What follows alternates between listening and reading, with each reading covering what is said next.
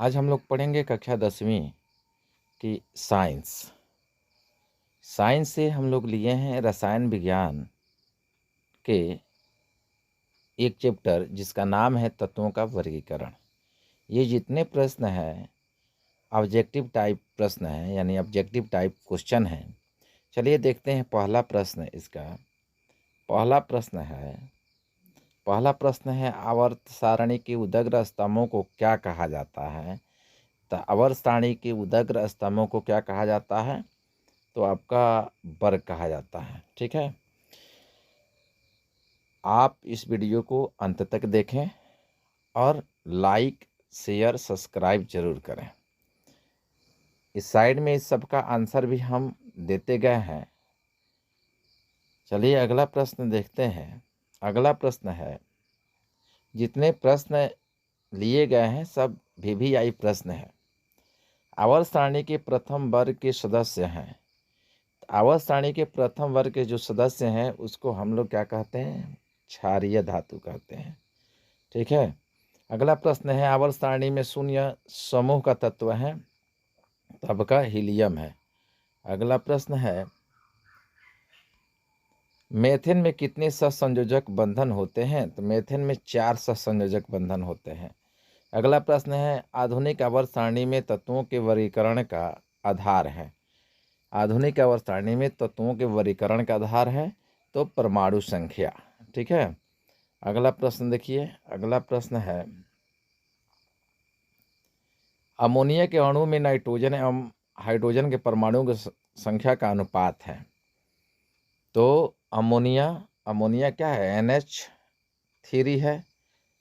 3 गो क्या है? 3 हाइड्रोजन है और 1 नाइट्रोजन है। तो आपका सही क्या हो जाएगा? ऑप्शन नंबर C हो जाएगा। लोहे की परमाणु संख्या कितनी होती है? 26। अगला प्रश्न देखिए। अगला प्रश्न है आधुनिक आवर्त सारणी में वर्गों की संख्या होती हैं। तो आधुनिक आवर्त सारणी में वर्गों की संख्या 18 होती हैं। ओजोन के एक अणु में ऑक्सीजन के परमाणुओं की संख्या होती है। तो ओजोन के एक अणु में कितनी होती है? तो 3। अगला प्रश्न देखिए आवर्त सारणी में कितने आवर्त होते हैं? तो 7 होते हैं। हीलियम कैसा तत्व है? अकेरिया। ठीक है, अगला प्रश्न देखिए आवर्त सारणी में कितने आवर्त होते हैं? तो आवर्त सारणी में कितने आवर्त होते हैं? आवर्त सारणी में 7 आवर्त होते हैं। त्रिक का नियम निम्नलिखित में से किसके द्वारा प्रतिपादित किया गया? तो डावेराइनर द्वारा। अगला प्रश्न आप देखिए। अगला प्रश्न है अष्टक का नियम निम्नलिखित में से किसके द्वारा प्रस्तुत किया गया? अष्टक का नियम आपका न्यूलैंड्स द्वारा किया गया था। मेंडलीव के आवर्ती नियम के अनुसार तत्वों के गुणधर्म किनका आवर्ती फलन होते हैं? तो परमाणु द्रव्यमान के। अगला प्रश्न देखिए। अगला प्रश्न है मेंडलीव ने तत्वों को किसके बढ़ते क्रम में वर्गीकृत किया था? तो परमाणु द्रव्यमान के। आवर्त सारणी के किसी समूह विशेष में तत्वों के विद्युत धनात्मक अभिलक्षण ऊपर से नीचे की ओर आने पर क्या होता है जी? तो बढ़ता है। अगला प्रश्न देखिए। 18 नंबर प्रश्न है आवर्त सारणी के किसी आवर्त में बाएं से दाएं जाने पर तत्वों के ऑक्साइड की अम्लीय प्रकृति बढ़ जाती है। अगला प्रश्न है निम्नलिखित में से सबसे अधिक अभिक्रियाशील हैलोजन कौन से हैं? तो आपका फ्लोरीन है। अगला प्रश्न है निम्नलिखित में से कौन सबसे अधिक क्षारकीय होता है? तो आपका सोडियम ऑक्साइड है। अगला प्रश्न है आवर्त सारणी के समूह 1 के तत्व कहलाते हैं? क्षार धातु। मैग्नीशियम आवर्त सारणी के किस समूह का सदस्य है? समूह 2 का है। अगला प्रश्न है तत्वों के निम्नलिखित जोड़े में किनके रासायनिक आचरण समान होंगे? तो रासायनिक आचरण समान होंगे नाइट्रोजन और फास्फोरस के। निम्नलिखित तत्वों में से किसकी संभावना है कि यह अधात्विक अभिलक्षण को प्रदर्शित कर सकता है? तो ब्रोमीन। अगला प्रश्न है आधुनिक आवर्त सारणी का दीर्घतम रूप किसकी प्रस्तुतिकरण है? तो मोजले का। निम्नलिखित तत्वों में से कौन सबसे अधिक अधात्विक गुण को प्रदर्शित करता है? तो आपका सही उत्तर हो जाएगा क्लोरीन। अगला प्रश्न है,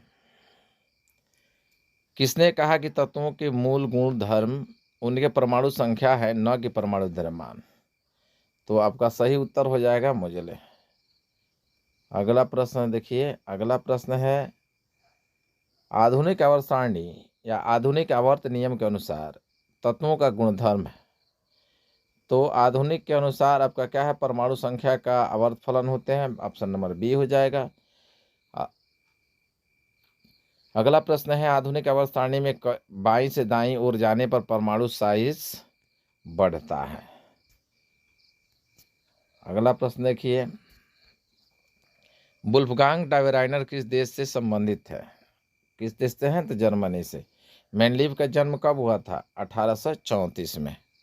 अगला प्रश्न देखिए, अगला प्रश्न है, भारतीय संगीत प्रणाली में संगीत के कितने सुर होते हैं? तो 7। जब मेंडलीव ने अपना कार्य प्रारंभ किया तब तक कितने तत्व ज्ञात थे? 63। अगला प्रश्न देखिए, आधुनिक आवर्त सारणी में परमाणु साइज से क्या पता चलता है? तो परमाणु की त्रिज्या। अगला प्रश्न है, 1 पिकोमीटर कितने मीटर के बराबर होता है? तो 10⁻⁻12 मीटर। किसी भी तत्व की संयोजकता कैसे निर्धारित की जाती है? तो इलेक्ट्रॉन की संख्या से। आपको ये वीडियो पसंद आया हो तो सब्सक्राइब करिए, शेयर करिए। धन्यवाद।